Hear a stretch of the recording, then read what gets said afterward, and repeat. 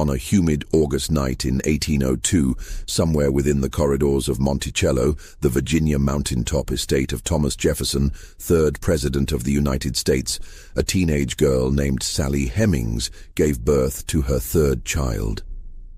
The infant's skin was pale, his features unmistakably resembling the man who penned the words, "All men are created equal." Yet no doctor was summoned.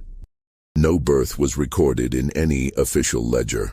By morning, the child existed only in whispered conversations among the enslaved people who worked the plantation's hidden dependencies. For the next 2 centuries, the Jefferson family would deny what happened on that mountain. They would burn letters, destroy records, and silence anyone who dared speak the truth. But the shadows of Monticello remember everything. Before we continue with the story of America's most revered founding father and the woman he kept in bondage, I need to ask you something. If you're listening from Virginia or anywhere in the United States where these stories took place, leave a comment telling me what state you're from. Hit that subscribe button, because what you're about to hear will change everything you thought you knew about the birth of American democracy. Now, let's descend into the darkness that Thomas Jefferson worked his entire life to conceal. The truth about Monticello begins not with grand ideals but with silence, the kind of silence that settles over a place where terrible secrets are kept.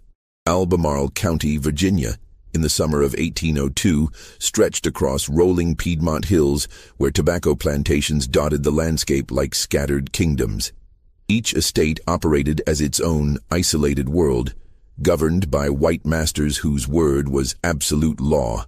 The county seat at Charlottesville remained a modest village of fewer than 600 souls, but 30 miles of rough roads connected it to Richmond, where Virginia's legislature conducted the business of the young republic. Monticello itself stood atop an 850-foot mountain that Jefferson had spent decades reshaping to match his architectural vision. The main house, with its distinctive dome and classical columns, faced west toward the Blue Ridge Mountains. But the elegant facade concealed something darker. Along Mulberry Row, a 1,000-foot stretch of dependencies running along the hillside, nearly 130 enslaved people lived and worked in conditions that contradicted every principle Jefferson claimed to hold dear. The summer of 1802 brought oppressive heat that seemed to press down on the mountain like a physical weight. Tobacco leaves wilted in the fields. The air hung thick with moisture that made breathing difficult and tempers short. Jefferson had returned to Monticello in late July, escaping the political turmoil of Washington City, where Federalist newspapers had begun printing rumors that made his hands shake when he read them over breakfast. James Callender, a Scottish journalist Jefferson had once funded to attack his political enemies, had turned on him with venomous fury. The Richmond Recorder now published allegations that President Jefferson kept a concubine at Monticello, a woman named Sally Hemings, who was, according to Callender, his slave. The articles described children of mixed race running through the plantation, suggesting they bore striking resemblance to the president himself. Jefferson's response was silence. Absolute calculated silence. Sally Hemings was 29 years old that summer, though she looked younger. Her skin was described by those who saw her as nearly white, her features delicate, her manner quiet. She had arrived at Monticello as a girl of 14, brought back from Paris where she had served Jefferson's daughter Maria during his diplomatic posting. In France, she could have claimed freedom. French law did not recognize slavery. Instead, she returned to Virginia, to Monticello, to a life of servitude that would span decades. Her children told their own story. Beverly, born in 1798, was 4 years old that summer. Harriet, born in 1799, had died in infancy. Now another child grew inside her, and the enslaved people of Mulberry Row spoke in whispers about who the father might be, though everyone knew the answer. They had learned long ago that some truths were too dangerous to speak aloud. Thomas Jefferson himself was 59 years old, recently widowed for 20 years after the death of Martha Wales Jefferson, who had made him promise never to remarry. He had kept that promise in the narrowest technical sense, though the reality of his domestic arrangements would have horrified the wife he claimed to honor. He rose each morning at dawn, recording the temperature, checking his gardens, managing the endless details of plantation life with the same meticulous attention he brought to drafting legislation. His account books tracked everything: the bushels of wheat harvested, the pounds of nails manufactured in his workshop, the bolts of cloth distributed to the enslaved people twice yearly. But some things remained unrecorded. Some transactions left no paper trail. The household at Monticello in 1802 included Jefferson's daughters Martha and Maria, though both were married and maintained their own households. When Jefferson was in residence, the mansion came alive with intellectual activity, scientific experiments, musical performances, libraries overflowing with books in multiple languages. But this refined culture existed only in the main house. Beyond those walls, a different world operated according to different rules. Jupiter Evans had served Jefferson since childhood, accompanying him to college at William and Mary, standing beside him through decades of public service. Now elderly, Jupiter managed the stables with the kind of intimate knowledge that came from a lifetime of service or captivity, depending on how one chose to frame it. His son John worked the blacksmith forge, the rhythmic hammer strikes echoing across the plantation from dawn until dusk. Martin Hemmings ran the mansion's dining operations with precision that would have impressed any Philadelphia hotel. His brother Robert worked in the joinery, crafting furniture of such quality that visitors assumed it came from European craftsmen. Peter Hemmings controlled the kitchen, cooking French-inspired cuisine that amazed Jefferson's guests. The Hemmings family formed an unusual aristocracy among the enslaved population, lighter-skinned, granted special privileges, living in better quarters than the field hands who worked tobacco in the sweltering heat. Rumors suggested they shared blood with the Jefferson family through Martha Wales, Jefferson's father, John Wales, who had allegedly fathered several children with his enslaved housekeeper Elizabeth Hemmings. If true, it meant Sally Hemmings was Martha Jefferson's half-sister, and Jefferson had chosen to enslave his late wife's own blood relatives. But again, these were matters never discussed openly. The architecture of Monticello itself seemed designed to hide such uncomfortable realities. Jefferson had installed narrow staircases in the walls, allowing enslaved people to move through the house while remaining invisible to guests. They could bring food to the dining room, tend fires, change linens, all without ever being seen.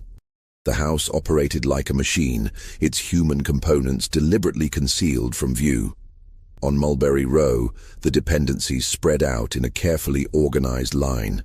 The smokehouse, the dairy, the textile workshop where enslaved women spun thread and wove cloth. The nailery where teenage boys manufactured thousands of nails weekly, their hands scarred and burned from the hot metal.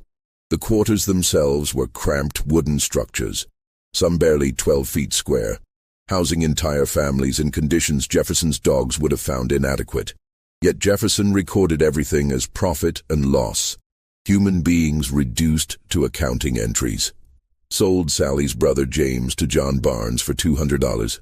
Purchased cloth for Negro clothing, 47 yards. The language was clinical, removing all humanity from transactions that involved real people with hopes, fears, dreams, and memories of their own. The tobacco economy dominated Virginia in 1802, though Jefferson himself had grown disillusioned with the crop. It exhausted soil, demanded intensive labor, and tied planters to a boom-and-bust cycle that left many drowning in debt. Jefferson owed thousands to British creditors, obligations that predated the Revolution and grew larger each year as interest compounded. The enslaved people of Monticello represented his largest liquid asset. He could have sold them to clear his debts, but he needed their labor to maintain his lifestyle. This was the fundamental contradiction at the heart of Jefferson's existence. He wrote eloquently about liberty while depending entirely on slavery. He advocated for limited government while exercising absolute authority over the people he owned. He mourned the corrupting influence of slavery on white children raised to command. Yet he allowed his own grandchildren to grow up, giving orders to people old enough to be their grandparents. The political situation in 1802 added another layer of tension. Jefferson had won the presidency after the constitutional crisis of 1800, when the Electoral College tied between Jefferson and Aaron Burr, throwing the decision to the House of Representatives. Alexander Hamilton, Jefferson's longtime nemesis, had broken the deadlock by persuading Federalists to support Jefferson over Burr, whom Hamilton considered even more dangerous. Now Jefferson worked to dismantle Hamilton's financial system, reduce the national debt, shrink the military, and roll back Federalist policies. But the calendar articles threatened to destroy his presidency before his reforms could take effect. If the American people believed their president kept a slave concubine, if they learned about the children of mixed race at Monticello, the resulting scandal might bring down not just Jefferson, but the entire Republican Party. So Jefferson did what he had learned to do over decades of public life. He remained silent, he kept working, and he trusted that eventually the rumors would fade. In his mind, private morality remained separate from public virtue. What happened at Monticello was his own business, nobody else's concern. But Sally Hemings was not a political abstraction. She was a real woman, pregnant again that summer, facing the prospect of bringing another child into slavery under the roof of the man who owned her, who slept with her, who fathered her children while publicly denying even knowing her name. The other enslaved people of Monticello watched and understood. They saw the children who looked like Jefferson. They noticed when Sally disappeared into the main house at night. They observed how Jefferson tracked her whereabouts with the same attention he gave to his experimental crops. And they kept silent, because speaking meant punishment, separation, sailed to the deep South where slavery was even more brutal than Virginia. This was the world Sally Hemings inhabited on that hot August night in 1802, a world of silence, secrecy, and careful performance, a world where everyone knew the truth, but nobody dared speak it, a world where the author of the Declaration of Independence exercised complete control over a woman who had no legal right to refuse him, no ability to protect her children, no hope of escape except the grave. The heat that summer became oppressive by August. Temperatures climbed into the 90s day after day. The air felt thick as wool, making sleep difficult, tempers volatile. In the main house, Jefferson suffered from one of his periodic headaches, the migraines that plagued him during times of stress. He sequestered himself in his cabinet, working on correspondence, avoiding visitors, pretending the world beyond Monticello did not exist. The night of August 19, 1802, began like dozens before it. The sun set behind the Blue Ridge Mountains around 8 o'clock, painting the western sky in shades of orange and purple that would have been beautiful if anyone had the luxury to appreciate them. Most of the enslaved people of Mulberry Row finished their work and retreated to their quarters, bone-tired from another day of labor in crushing heat. Sally Hemings felt the first contractions around 9 o'clock. She had been through this before. This would be her fourth pregnancy, though only one child, Beverly, had survived. She knew what was coming, knew the pain that would build and crest like ocean waves, knew she would need help to get through the night ahead. But she couldn't call for a doctor. Jefferson didn't summon physicians for enslaved births. The expense wasn't justified for property that might not survive. Instead, the enslaved community had developed its own network of care, its own knowledge passed down through generations of women who had learned to deliver babies without formal training, using techniques that blended African traditions with practical experience. Critta Hemings, Sally's older sister, came first when word spread through Mulberry Row. She was 42 years old, a veteran of too many births, too many losses. Her own children had been scattered across Virginia, sold, hired out, sent away when Jefferson needed cash or wanted to remove potential problems. But she remained at Monticello, and she knew what to do when a woman went into labor. They gathered in Sally's small cabin along Mulberry Row, a structure barely 14 feet square, with a single window and a fireplace that provided heat in winter, but made the space unbearable during summer. The furniture was minimal, a narrow bed, a small table, 2 chairs, a trunk containing Sally's few possessions. Candlelight flickered against rough wooden walls, creating shadows that seemed to move with lives of their own. Critter sent Beverly away with one of the other children. The boy was too young to witness what was coming, and besides, it was better if he didn't see his mother in pain. Some things children should be spared, even enslaved children who would grow up to learn that protection was a luxury they couldn't afford. The labor progressed through the night. Sally tried to remain quiet. Jefferson's bedroom window faced Mulberry Row, and sound carried easily in the stillness. She bit down on cloth strips to muffle her cries, even though the pain was extraordinary. Childbirth is always dangerous, but for enslaved women in 1802, it carried additional terror. There was no anesthesia, no real medical care if something went wrong, no assurance that anyone would save the mother if a choice had to be made.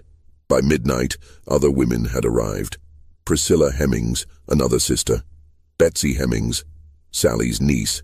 They brought water heated over fires, cloths torn from worn fabric, herbal remedies that might ease pain or prevent infection. They had done this countless times before, delivering babies in darkness, in secret, in conditions that would have horrified any civilized observer. Around 2 a.m, Sally's water broke. The contractions intensified, coming faster, harder, demanding all her strength just to breathe through them. Critter checked her progress with experienced hands, murmuring encouragement that felt like prayers. "Soon now," she whispered. Soon. But there was a problem. Critter felt it before she said anything. The baby wasn't positioned right. Instead of head down, ready to enter the world in the usual way, something was wrong. Critter had seen this before. Sometimes babies came breech, feet first, turning birth into a race against time and death. She didn't tell Sally immediately. No point causing panic. Instead, she sent Priscilla to find more help, to wake anyone who might have experience with difficult deliveries. Minutes mattered now. If this went wrong, both mother and child could die, and there would be no way to explain it to Jefferson without revealing the entire situation. The summer night pressed in around the small cabin like a physical presence. Outside, cicadas screamed their mating calls, a sound that seemed to grow louder as the night wore on. The air inside the cabin became stifling despite the open window. Too many people in too small a space, body heat adding to the oppressive temperature. Sally's pain reached levels that made silence impossible. She cried out, a sound that echoed across Mulberry Row and probably reached the main house. If Jefferson heard, he gave no sign. His bedroom remained dark, no lamp lit, no indication he knew or cared what was happening less than 200 yards from where he slept. Critter made a decision. She couldn't wait any longer. The baby had to come out now, regardless of position, regardless of risk. She coached Sally through the pushing, using all her knowledge and experience to guide a body that didn't want to cooperate. "Push," she commanded, her voice low but fierce. "Push hard as you can." Sally pushed. She pushed until she thought she would split in half, until lights danced at the edges of her vision, until she couldn't imagine surviving another moment of this torture. And then something shifted. The baby came suddenly, all at once, a slippery rush of limbs and fluid that Critter caught in her practiced hands. For one terrible moment, the infant didn't breathe, didn't cry, just lay silent and still in the candlelight while every woman in the room held their breath. Then Critter turned the baby over, cleared its mouth and nose, and delivered a sharp smack to its tiny back.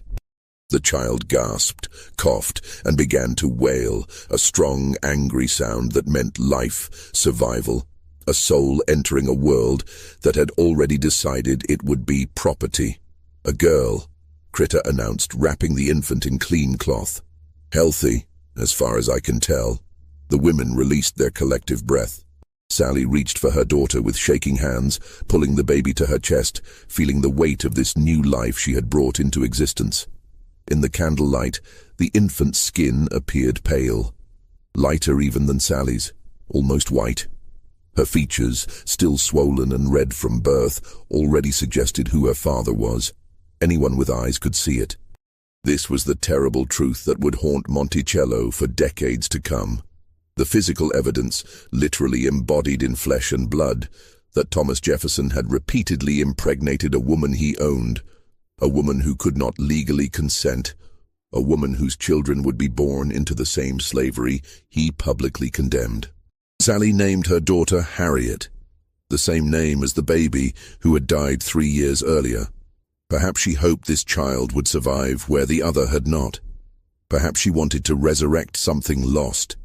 Or perhaps names mattered so little in a world where enslaved people could be renamed at their owner's whim that it didn't matter what she called this girl.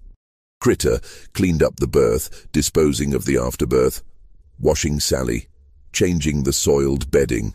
By dawn, the cabin looked almost normal, as if nothing extraordinary had happened. The other women drifted back to their own quarters, catching what little sleep they could before the day's work began. Beverly returned around sunrise, peeking in to see his mother holding a bundled infant. He was too young to understand the full implications of what had occurred, but old enough to sense that something important had changed. He had a sister now, another person connected to him by blood and bondage. Jefferson emerged from the main house around 6 o'clock, as he did every morning, and walked his gardens. His account book that day recorded the temperature, 78 degrees at dawn, promising another scorching day.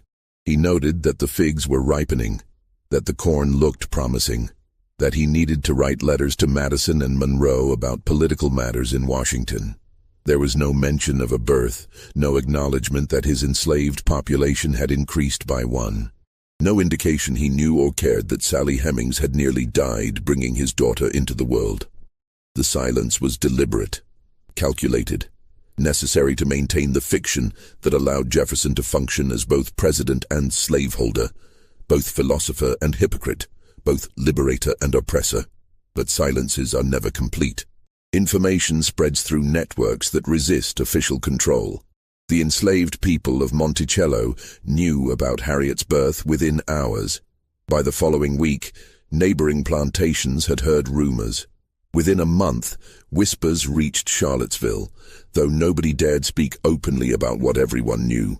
James Callender, still publishing his inflammatory articles in Richmond, didn't learn about Harriet's birth immediately, but he didn't need to. He already had enough material to damage Jefferson's reputation. The timing, however, would prove significant. This birth, this child, would become another piece of evidence in a pattern that Jefferson could never adequately explain.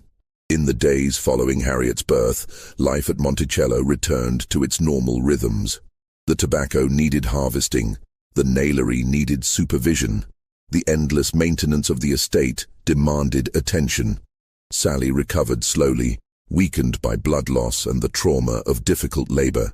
Critter brought her food, checked her healing, warned her to rest even though rest was a luxury enslaved women couldn't afford. Jefferson departed for Washington City in October, leaving Monticello under the supervision of his estate manager. He would be gone for months, conducting the business of the presidency, pushing his agenda through a hostile Congress, dealing with foreign affairs and domestic politics. The child he had fathered remained behind, growing slowly in a cabin along Mulberry Row, cared for by a mother who loved her but couldn't protect her from the future that awaited all enslaved children. This was the event that crystallized everything wrong with Monticello, not supernatural horror but something worse. The banal, ordinary evil of a system that allowed human beings to be treated as property, that permitted men to exercise complete control over women who had no legal right to refuse them, that created children destined for slavery under the roof of the man who wrote that all men were created equal. The horror wasn't what happened that August night. The horror was that it was legal, accepted, woven into the fabric of American society. The horror was that it would continue for another 60 years, protected by law, defended by theologians, enforced by violence. The horror was that Jefferson could father children with an enslaved woman and face no consequences, no accountability, no requirement to acknowledge what everyone knew, but nobody could prove. The years following Harriet's birth transformed Monticello into something darker than a mere plantation. It became a carefully maintained lie, a performance staged for the benefit of visitors who came to meet the great Thomas Jefferson, but never looked too closely at how his estate actually operated.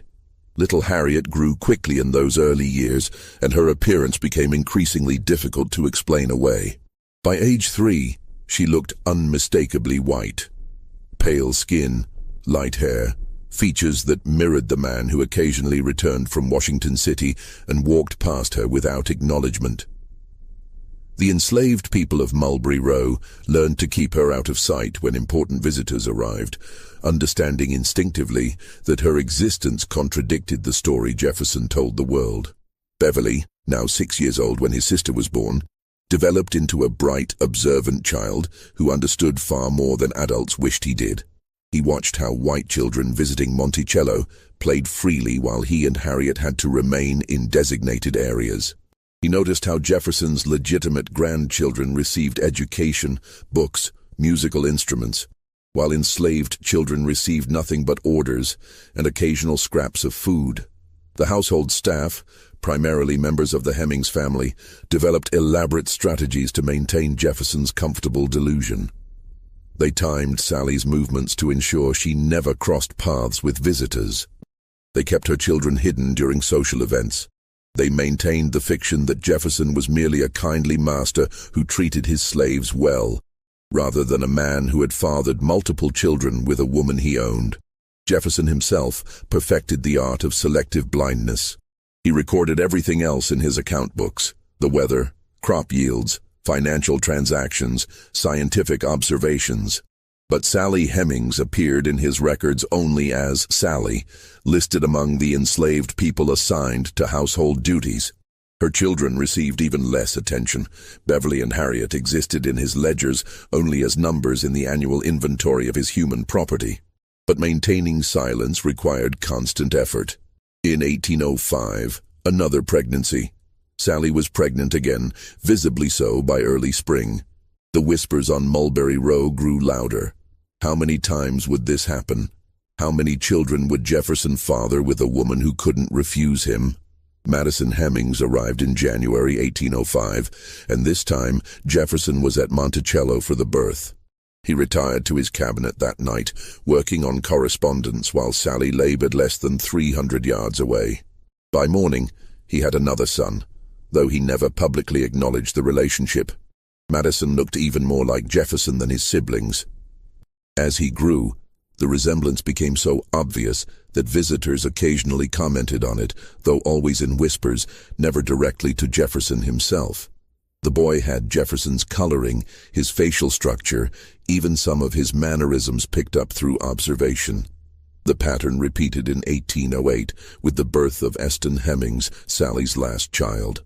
4 surviving children now, Beverly, Harriet, Madison, and Eston, all bearing the unmistakable stamp of Thomas Jefferson's features, all enslaved in his household, all destined to grow up in the shadow of a father who would never claim them. The enslaved community at Monticello developed its own understanding of these relationships. The Hemings children occupied an awkward middle ground, neither fully part of the enslaved population working the fields, nor accepted as part of the white Jefferson family. They received better treatment than field hands, learned trades that might allow them to earn money eventually, but remained property nonetheless. Israel Jefferson, another enslaved man at Monticello, watched these children grow and remembered every detail. He saw Sally Hemings enter Jefferson's chamber many nights. He observed how Jefferson tracked her movements, showed concern for her health, ensured she received privileges denied to other enslaved women. The relationship was obvious to anyone with eyes, but nobody dared speak of it openly while Jefferson lived. The years of Jefferson's presidency, from 1801 to 1809, created additional strain on this arrangement. When Jefferson was in Washington, Sally remained at Monticello with her children, living in a state of uncertainty. Would he return? Would he tire of her and sell her children? Would political enemies finally produce proof that would force him to acknowledge the truth? Jefferson's own writings from this period reveal a man increasingly anxious about his legacy. He wrote extensively about slavery, condemning it as a moral evil, while simultaneously insisting that immediate emancipation was impossible. He proposed schemes to deport freed slaves to Africa or the Caribbean, unable to imagine a society where black and white people might live together as equals. In private letters to friends, Jefferson expressed fears that Sally's children might eventually demand their freedom, might claim their heritage, might destroy the carefully constructed fiction of his moral authority. He discussed plans to solve the problem by sending them away once they reached adulthood, not freeing them, but making them somebody else's problem. The children themselves lived in a strange limbo. They worked, but not as hard as field hands. They learned skills. Beverly trained in carpentry, Madison in woodworking, Harriet in textile work, that might make them valuable if sold or allowed to seek their own livelihoods. But they remained slaves, subject to Jefferson's absolute authority, unable to make decisions about their own lives. By 1810, after Jefferson retired from the presidency and returned to Monticello full-time, the plantation had become something resembling a small kingdom where Jefferson ruled without question. Visitors continued arriving, drawn by his reputation as a founding father, a philosopher, a scientist. They toured his gardens, admired his architecture, discussed politics and literature over meals prepared by enslaved cooks. But they never saw Mulberry Row except from a distance. They never learned the names of the people who kept Monticello functioning. They never asked uncomfortable questions about the mixed-race children who occasionally appeared in the background. The performance was so carefully maintained that most visitors left convinced Jefferson was exactly what he claimed to be, a reluctant slaveholder who treated his property humanely and looked forward to eventual emancipation. The reality was far darker. Jefferson's debts continued mounting. He owed tens of thousands of dollars to various creditors, and those debts grew larger each year as interest compounded. His enslaved people represented his largest asset. He could have sold them to pay his creditors, but he needed their labor to maintain his lifestyle. So they remained trapped, working to support a household that consumed far more than it produced. Sally Hemings herself, now in her late 30s, had aged visibly. 4 pregnancies, years of labor, the psychological toll of her situation, all of it showed in her face, her posture, her eyes. She still lived in her small cabin along Mulberry Row, still performed her assigned duties, still came to Jefferson's chamber when summoned. But the relationship had changed. What might have once been complicated by youth and coercion had settled into something grimmer, a routine, an arrangement, a transaction that neither party could escape even if they wanted to. Jefferson's daughter, Martha Randolph, who managed the main house when her father was absent, understood the situation better than she ever acknowledged. She saw Sally's children growing up. She noticed their resemblance to her father. She watched how the enslaved people treated Sally with a deference that went beyond her position as a house servant. But Martha said nothing publicly, maintaining the family fiction that allowed her to continue benefiting from the labor of people who might be her half-siblings. This silence, this complicity, extended throughout Jefferson's extended family. His grandchildren played with enslaved children without understanding the relationships. His sons-in-law managed the plantation's business without questioning where the mixed-race children came from. The entire household operated on an unspoken agreement that certain truths would never be acknowledged. But truth has a way of surfacing, regardless of how deeply it's buried. In 1811, Harriet Hemings, now 9 years old, became seriously ill with scarlet fever. The illness swept through the enslaved quarters, killing several children and leaving others permanently damaged. Harriet survived, but barely. For weeks she burned with fever, delirious, teetering on the edge of death. Jefferson, for the first time in anyone's memory, showed visible concern for an enslaved child's welfare. He authorized calling a doctor, an unprecedented expense for someone considered property. He checked on her condition multiple times daily.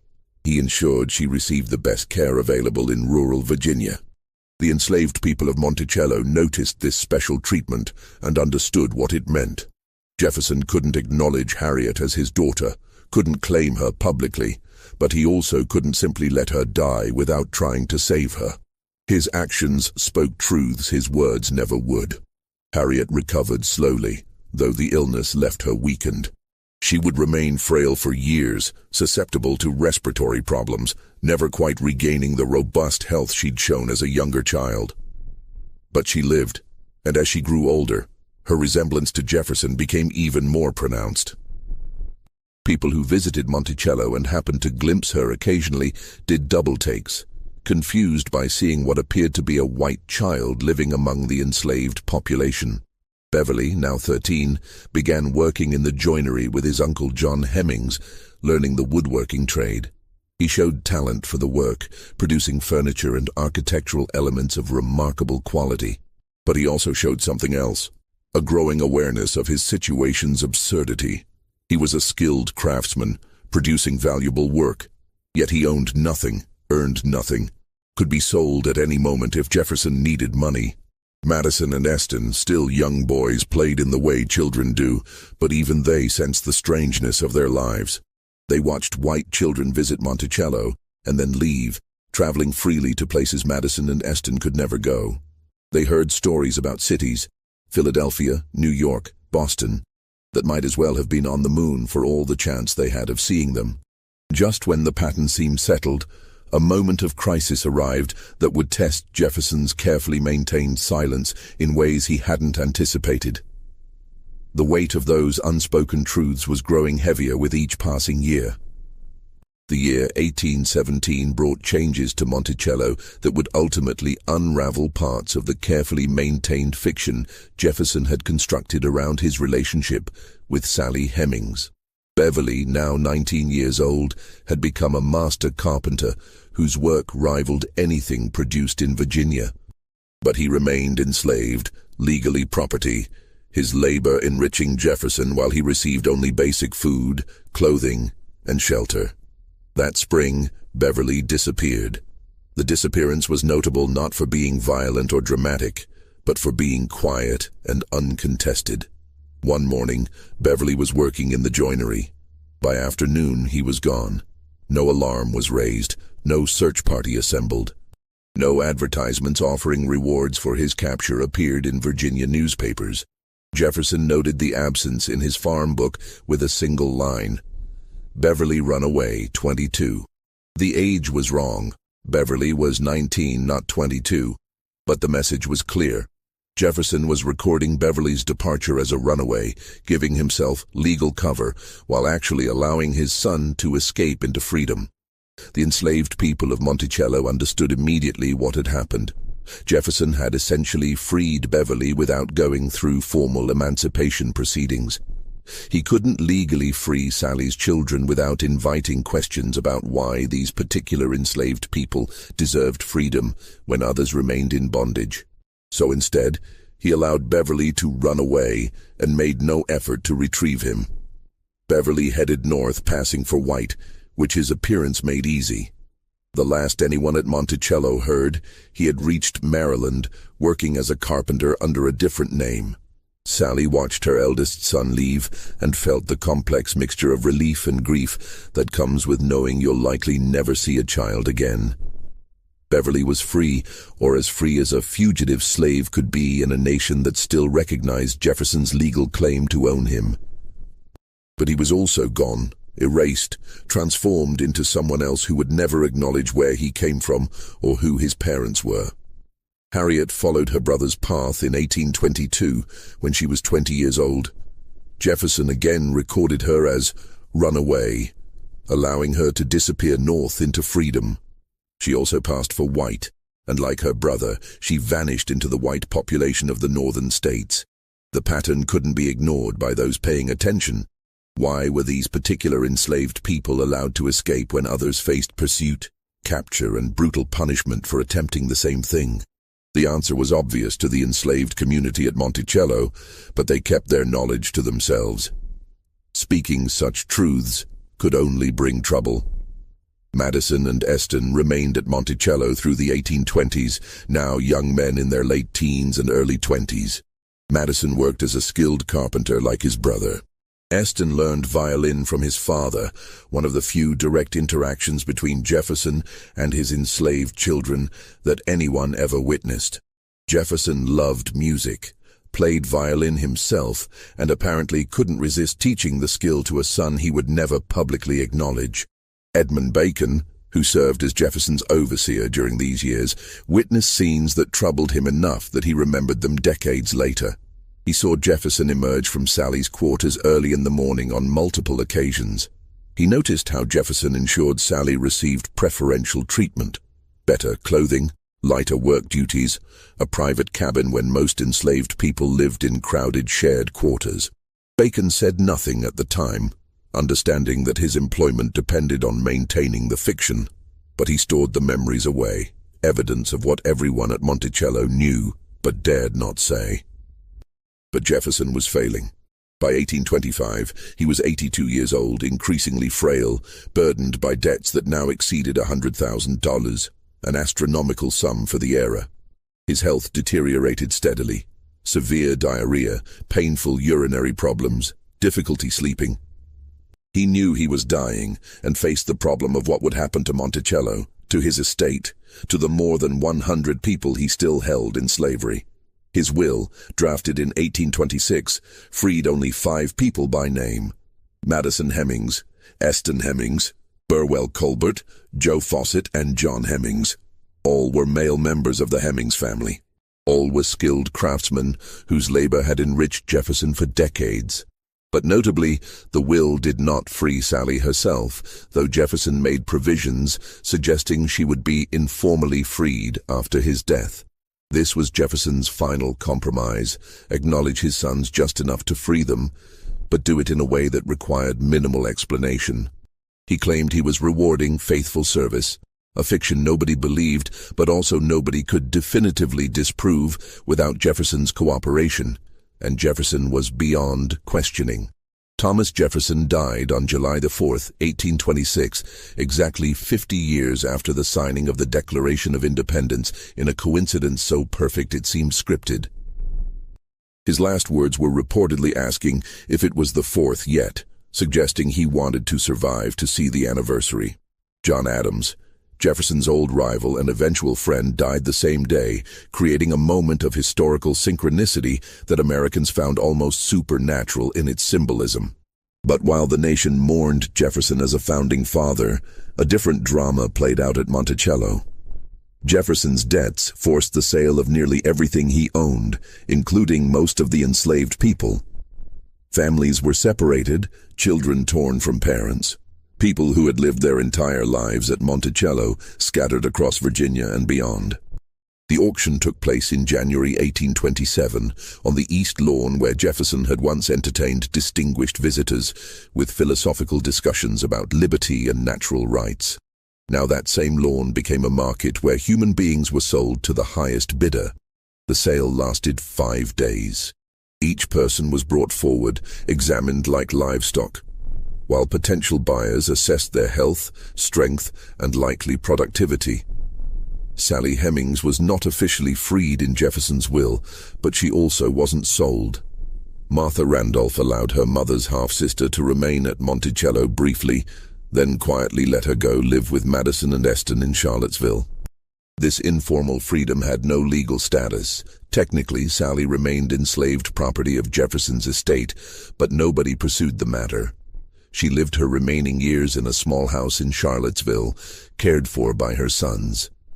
The questions about Sally's children didn't end with Jefferson's death. In fact, they intensified among those who had witnessed the situation. Israel Jefferson, freed in the estate sale, carried with him memories of what he'd seen at Monticello. Edmund Bacon, the overseer, retained his observations of Jefferson's early morning departures from Sally's cabin.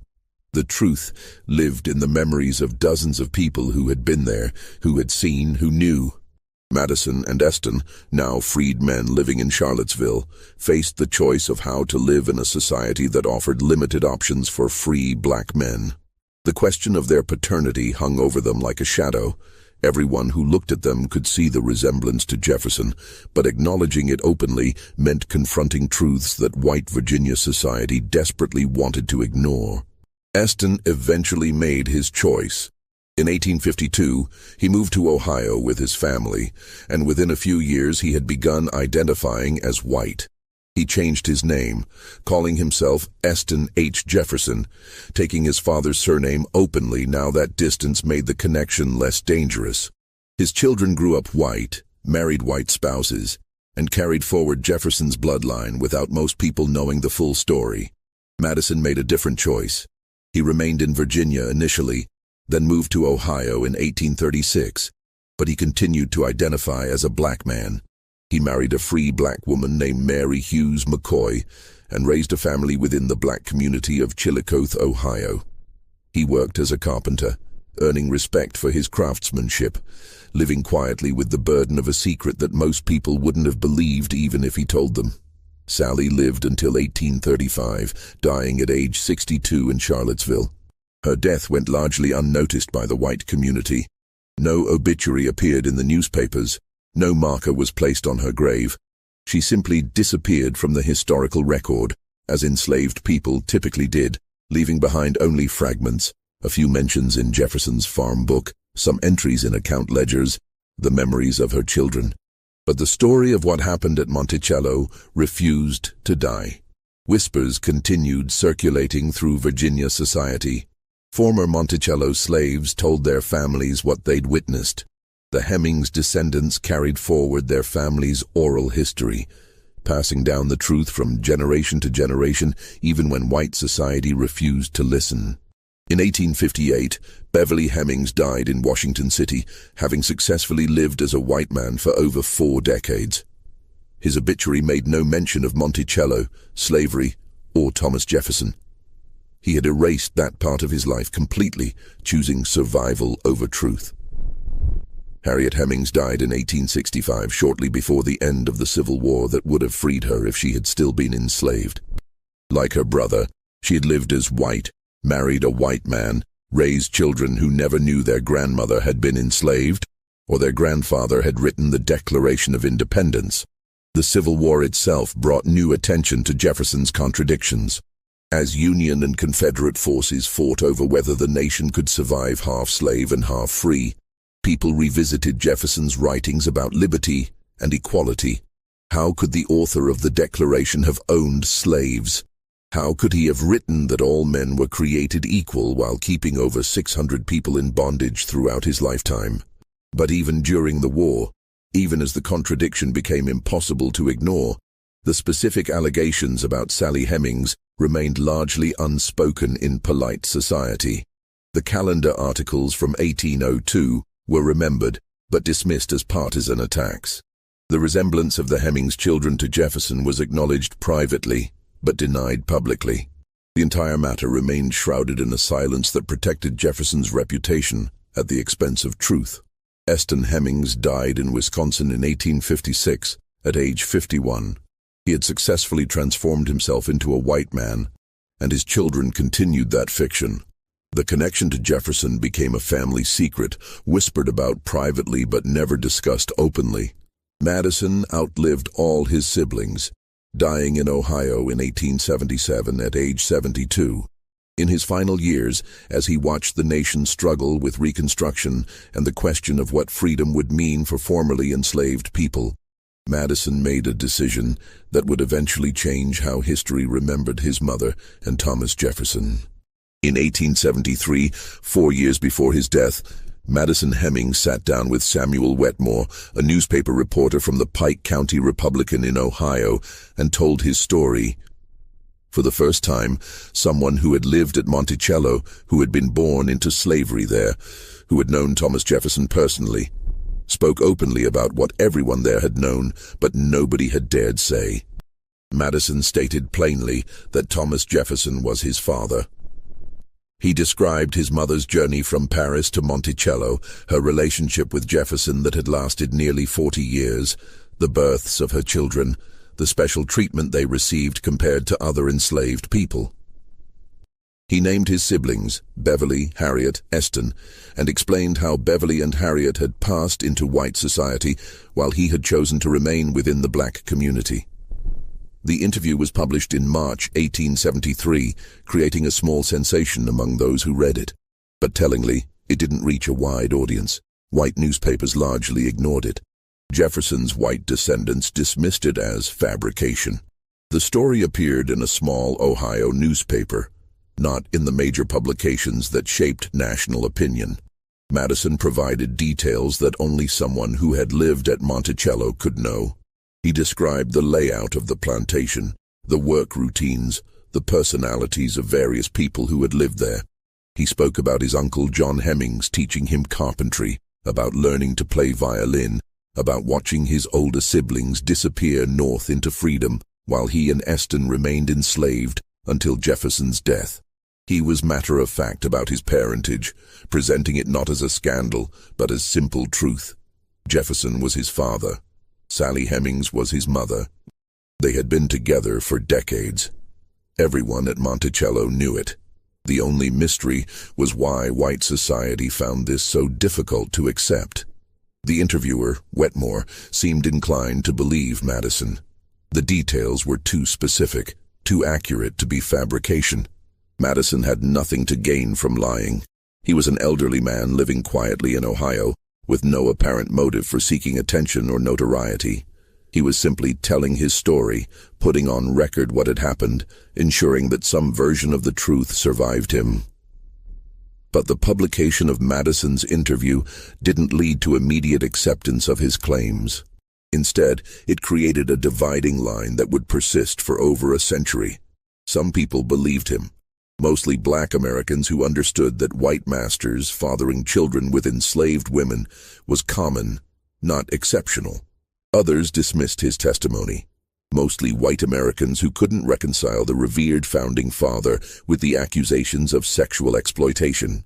Israel Jefferson, the other formerly enslaved man who had witnessed Jefferson's relationship with Sally, also gave testimony in 1873, corroborating Madison's account. Israel described seeing Sally go to Jefferson's chamber, noted the resemblance of her children to Jefferson, confirmed the special treatment they received. His testimony supported Madison's in every particular. Thomas Jefferson Randolph, Jefferson's grandson and the son of Martha Jefferson Randolph, offered a counter-narrative. He claimed that Jefferson's nephews, Peter Carr and Samuel Carr, had actually fathered Sally's children. Jefferson Randolph suggested his grandfather had essentially taken blame to protect the younger men, a story that strained credibility but served its purpose of deflecting accusations from Jefferson himself. The problem with the Carr explanation was timing. Peter and Samuel Carr weren't at Monticello during all of Sally's pregnancies. The documentary record clearly showed Jefferson's presence coinciding with the conceptions, while the Carrs were often elsewhere. But for those determined to protect Jefferson's reputation, implausible explanations were preferable to accepting uncomfortable truths. Edmund Bacon, Jefferson's former overseer, eventually shared his memories with a biographer, describing how he had seen Jefferson coming from Sally's room early in the morning. Bacon's testimony was damning in its casualness. He presented these observations as unremarkable, suggesting that at Monticello, everyone understood the nature of Jefferson and Sally's relationship. The evidence accumulated through these testimonies painted a consistent picture. Multiple witnesses, with no apparent reason to lie, independently confirming the same basic facts. Jefferson and Sally Hemings had been in a long-term sexual relationship. That relationship produced children. Those children looked like Jefferson. Jefferson showed them special favor, freeing the sons in his will, allowing Beverly and Harriet to escape into white society. The only people denying these facts were Jefferson's white descendants and historians invested in maintaining his heroic reputation. They constructed elaborate alternative explanations, attacked the credibility of black witnesses, and insisted that Jefferson's character made such behavior impossible, despite overwhelming evidence that it was not only possible, but had actually occurred. Madison Hemings died on November 28, 1877, in Huntington Township, Ross County, Ohio. He was 72 years old, a freed man who had lived long enough to see slavery abolished, to witness Reconstruction's brief promise and subsequent failure, to watch the nation struggle with questions of race and equality that his very existence embodied. His obituary in the local newspaper was brief, noting his death and his work as a carpenter. It didn't mention his connection to Thomas Jefferson. That story had been told, recorded in the 1873 interview, but it hadn't been widely believed or accepted. Madison took to his grave the knowledge that he had spoken the truth, but also the awareness that much of white America had chosen not to hear it. The house in Charlottesville, where Sally Hemings had lived her final years, was eventually torn down. No marker indicated she had been there. Her grave in the local black cemetery received no headstone bearing her name. She disappeared into the anonymous mass of formerly enslaved people whose individual stories weren't considered worth preserving.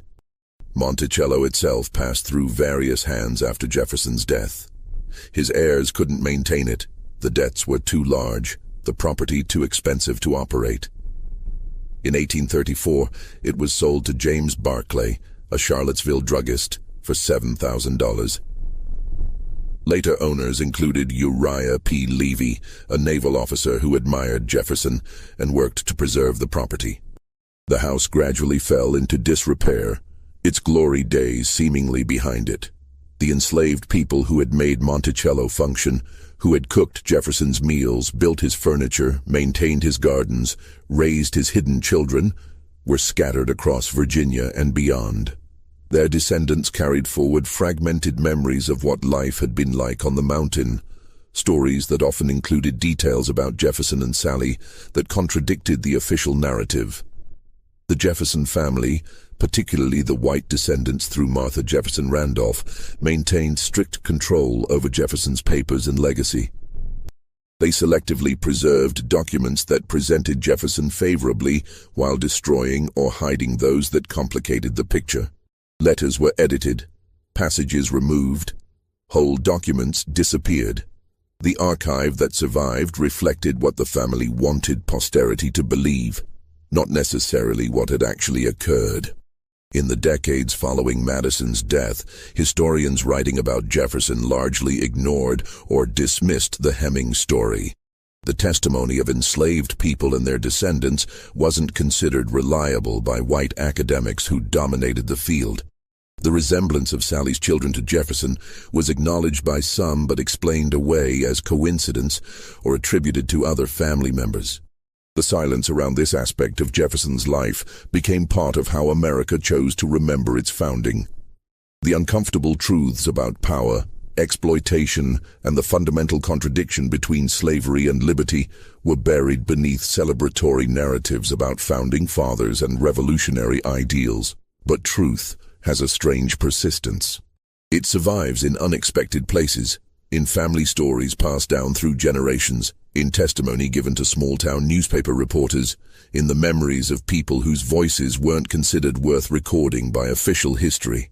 The Hemings descendants who had passed into white society carried forward their secret, some telling their children, others taking the knowledge to their graves. The descendants who remained within the black community preserved their oral history, insisting that Madison had told the truth, even when white historians dismissed his testimony. By the end of the 19th century, the story of Thomas Jefferson and Sally Hemings had settled into an uneasy equilibrium. Some people knew it or believed it. Others denied it or remained ignorant of it. The evidence existed for those willing to examine it honestly, but most Americans preferred the simpler narrative of Jefferson as purely heroic figure, untainted by the compromises and cruelties that had characterized his actual life. The question of what happened at Monticello between 1802 and 1826 remained technically unresolved, though the truth was obvious to anyone examining the facts without preconception. Jefferson had fathered Sally's children. He had kept them enslaved. He had freed some while allowing others to escape. He had maintained a relationship with a woman who couldn't legally refuse him, then taken its secret to his grave. Sally Hemings had survived that relationship, raised her children as best she could under impossible circumstances, and died without ever having been legally freed. Her children had made different choices about how to live with their mixed heritage, some passing for white, others remaining black, all of them carrying forward the complicated truth of their parentage. The enslaved people of Monticello, who had witnessed everything, who had known the truth all along, were mostly dead by 1877. Their testimony survived in fragments, in interviews given late in life, in stories told to children and grandchildren. But official history had largely chosen to ignore them, to privilege the voices of white people over black witnesses, to accept comfortable lies over uncomfortable truths. And so the story remained, suspended between truth and denial, between what had actually happened and what white America was willing to acknowledge. The physical evidence, the children who looked like Jefferson, had disappeared into white society or died leaving descendants who might not know their own heritage. The documentary evidence had been carefully curated by Jefferson's heirs to minimize damage to his reputation. The witness testimony had been dismissed as unreliable. What remained was a mystery that wasn't really mysterious at all. A secret that everyone knew but pretended not to. A truth that America wasn't ready to confront. The horror of Monticello wasn't supernatural. It was the perfectly legal, socially acceptable exploitation of human beings by a man celebrated as a champion of liberty. It was the silence that surrounded that exploitation, the conspiracy of denial that protected Jefferson's reputation while erasing Sally Hemings from history. And perhaps the darkest truth was that Jefferson's relationship with Sally wasn't exceptional. Across the South, white men maintained similar relationships with enslaved women, fathered children who were born into slavery, exercised power that made consent impossible. What happened at Monticello was only remarkable because it involved Thomas Jefferson. Otherwise, it was simply how slavery worked, how the system operated, how power functioned in a society that treated human beings as property. The sun set over the Blue Ridge Mountains on the day Madison Hemings died, painting the western sky in shades of orange and purple, the same colors that had illuminated the night of Harriet's birth 75 years earlier. The mountain where Monticello stood remained, solid and unchanging, holding its secrets close. The truth was there, embedded in the architecture, the soil, the very stones of the place, waiting for a future generation that might finally be willing to hear it. But for now, in 1877, as Madison was laid to rest in Ohio soil, far from the Virginia plantation where he'd been born into slavery, the story remained unfinished. The truth had been told, but not believed, recorded, but not accepted, preserved, but not honored. And the fundamental questions, about power and consent, about liberty and slavery, about who gets remembered and who gets erased, those questions remained unresolved, waiting for answers that wouldn't come for more than a century.